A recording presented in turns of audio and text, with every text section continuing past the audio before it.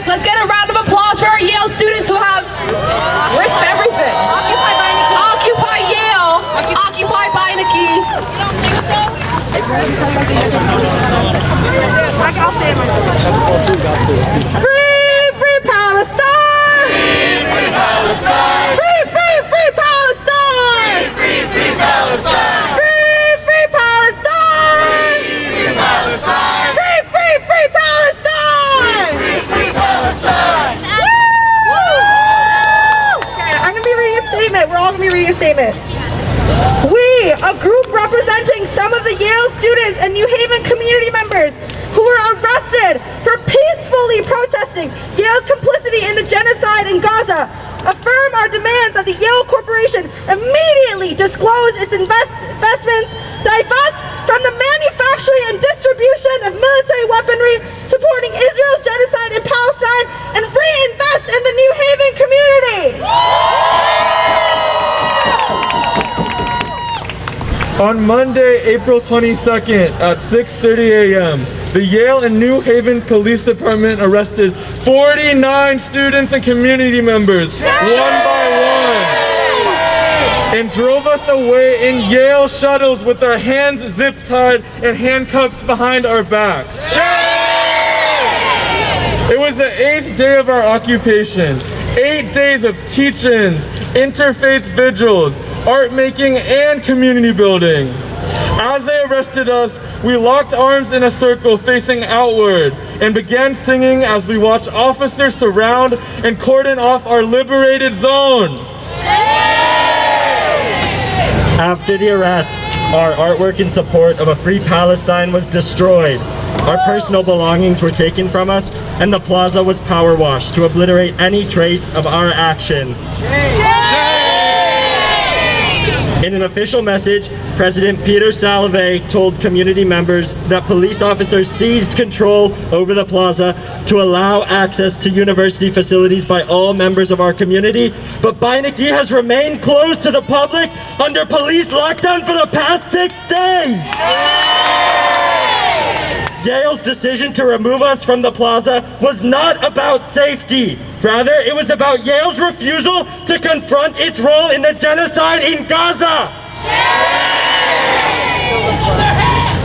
That day, the YPD converted Yale shuttles into police transport vans, the Schwartzman Center Rotunda into a temporary holding cell, and the entire building into police headquarters.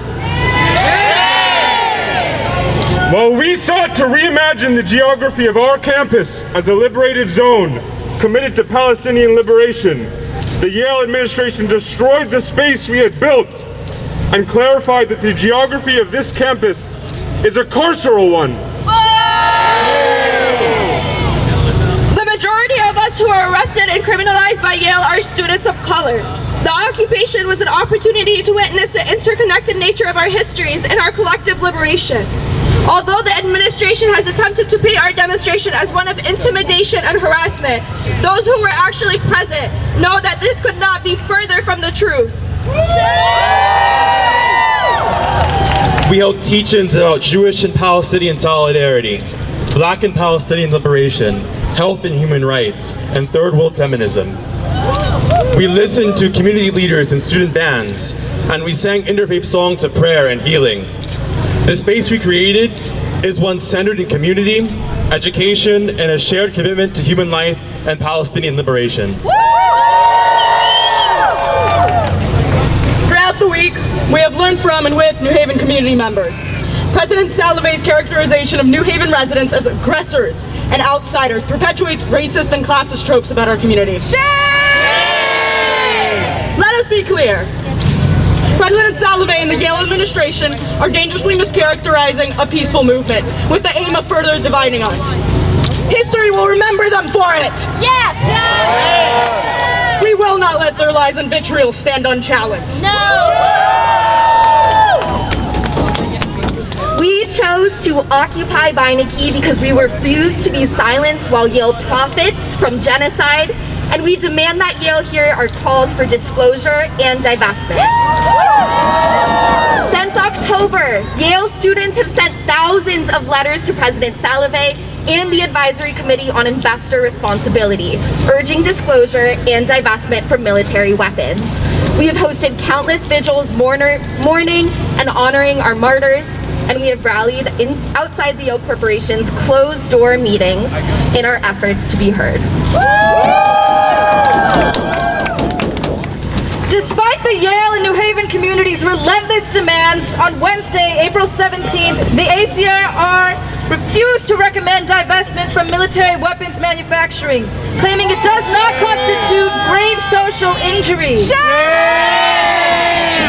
To the ACIR and to Yale's administration, we ask, if the massacre of over 40,000 people does not constitute grave social injury, what does? By arresting nearly 50 of their own students, Yale administration and Yale Corporation have demonstrated that they are far more willing to suppress student movements for liberation than to even consider divestment from genocide. We demand that the Yale Corporation immediately disclose and divest from the manufacturing and distribution of military weapons. We demand that the Yale administration immediately drop the legal and disciplinary charges brought against our protesters and instead commit to facing us and our demands.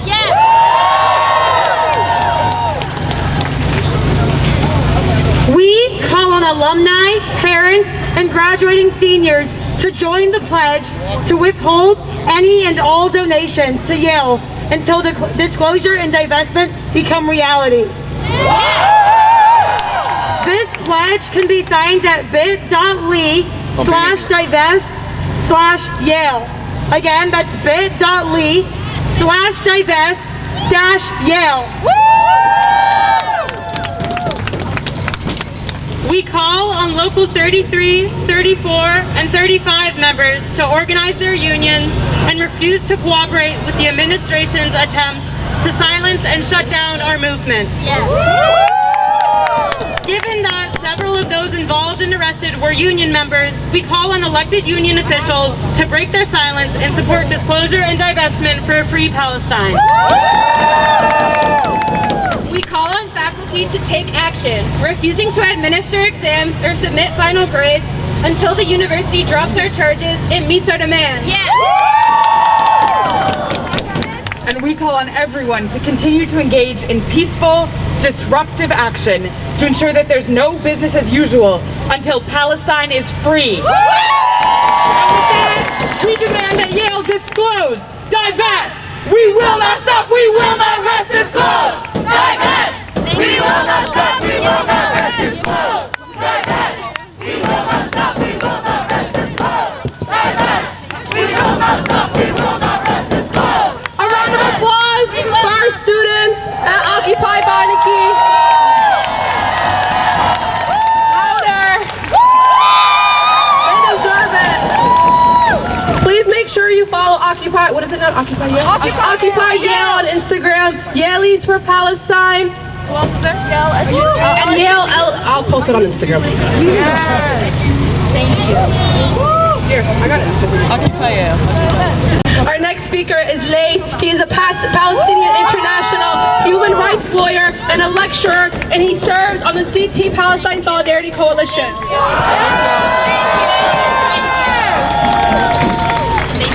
Thank you. New Haven.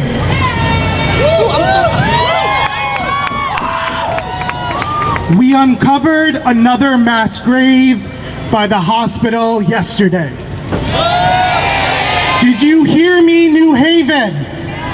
We uncovered another mass grave by a hospital yesterday, and it barely made headlines here.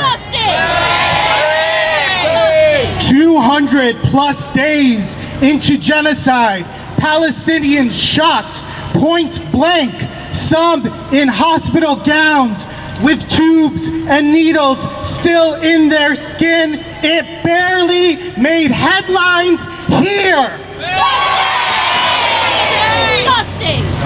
Looking at the images, I find myself fixated on the zip ties.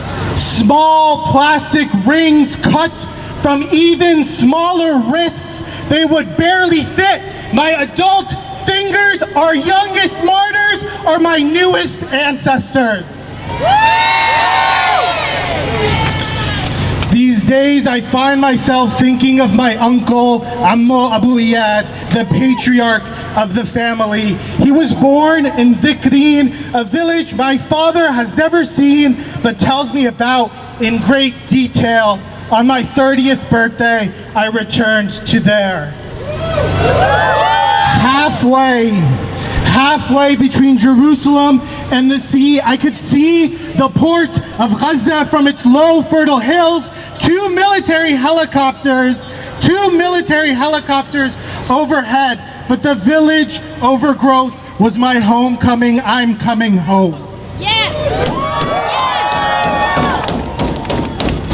My uncle, Ammo Abu Iyad, died in Amman the spring before the George Floyd Intifada. We buried him in a marked grave in a foreign land. I wonder whether he would have preferred to die in an unmarked grave.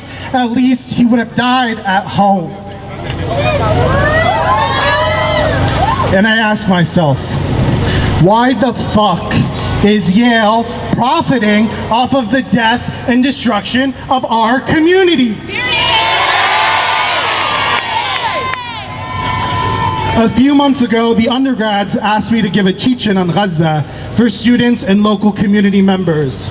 An indigenous elder sat in the back of the room. He was holding back tears when he told me how difficult it was for him to be here. I know that nothing I shared was due to his people. He could teach the Palestine 101 better than I can. I realize that the question is not why is Yale profiting off the death and destruction of our communities, but rather how long will it continue and how long until we stop this? It took Yale 300 plus years merely to recognize its role in the enslavement of indigenous and African peoples. Yale leaders and trustees, not merely enslavers, but architects in the global slave trade in empire. The book came out this past February.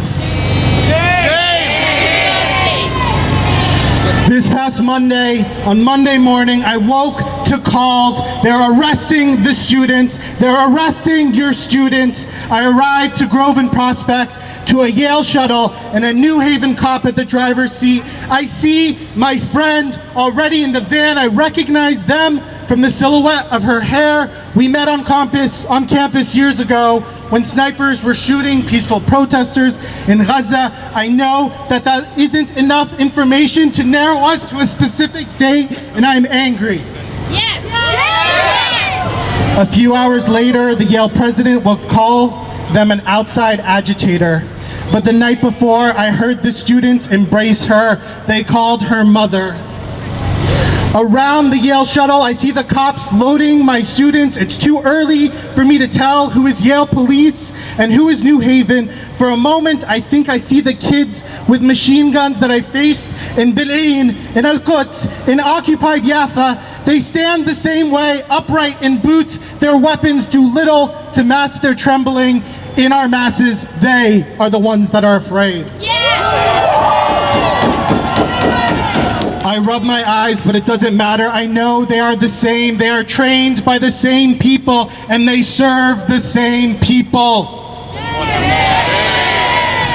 It is almost exactly 5 years to the day when Hamden and Yale police fired more than a dozen bullets at Stephanie Washington and Paul Witherspoon in their car. And it's 27 years since Malik Jones was shot and murdered, also unarmed, also in his car, also black, and Miss Emma Jones still wears white to this day. In rally speeches and in news articles in English, we hear people refer to Gaza as an open-air prison, as a concentration camp, as a mass grave, but in Arabic we refer to Gaza as a liberated land. It is a site of resilience, of love, of community, of resistance. And today, standing here, I hope we can refer to New Haven one day in the same language. Free Palestine, free New Haven, within our lifetime, within our lifetime. Thank you.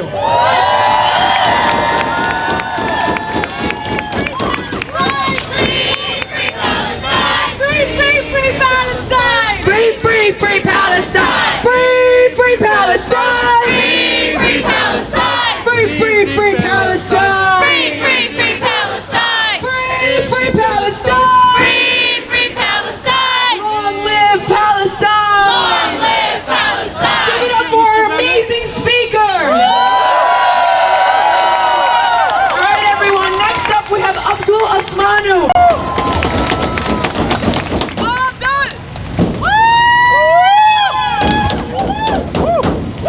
All right. Before I speak, let's take a deep breath and give it up for ourselves! Every single one of you that I see out here right now are warriors in our struggle, and I dare you to look around and see the people that are around you and realize that these are your siblings, these are your brothers, these are your sisters in the struggle. So I want you to keep memory of that. As so amazingly introduced by my comrade, my name is Abdul Razak Osmanu, Hampden Legislative Councilman. And while that entails extensive work within the realm of City Hall, I must tell you one simple thing. This is what people power looks like. This is what a movement looks like. In this sea of comrades, I see the alternative to the imperialist, capitalist, warmongering system we find ourselves in the throes of. This is what democracy looks like. Democracy is not only what I do at City Hall, it's what we have right here and right now, because I tell you, the revolution and the change and the revolutionary change we are yearning for will not take place at my seat on City Council. It will not take place at a meeting of mine, and it sure as hell won't take place at your polling location this November if you're voting in the presidential election this year. It is going to take place here in the streets with the people, by the people, led by the people. Because if I'm to be really honest with you, I see that we live in a dictatorship of warmongering defense companies. A dictatorship of capital. And that's what we're here to break down today and have that be the first startup. So when someone today tells you, a naysayer, a Zionist tells you, you're a part of a fringe group, a part of a fringe minority, you tell them no, no, no, no. You are thousands today, you are millions all around the country and world, and you are all Palestinians, because as the chant says, in our thousands, in our millions, we are all Palestinians.